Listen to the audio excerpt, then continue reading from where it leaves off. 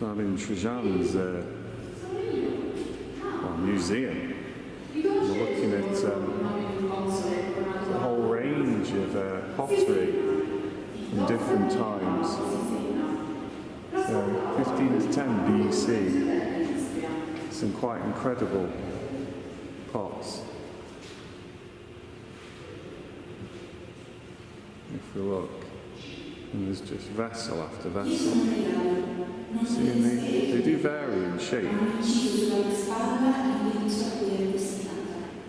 And some very different. There's a phenomenal array. It's the potter's dream, in effect. Some very nice examples, and then some that are a bit more sort of broken or misshapen. This one's actually got writing on.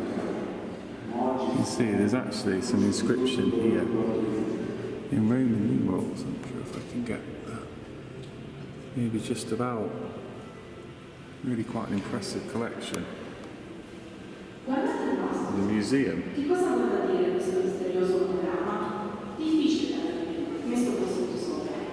So it's really, sort of a great example of what was happening commercially. I think a lot of these were carrying olive oil and such like.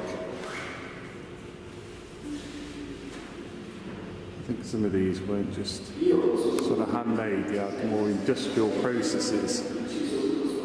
I suppose actually the shape here, this part here, enabled them to be stored, because you could put that in a sort of slot.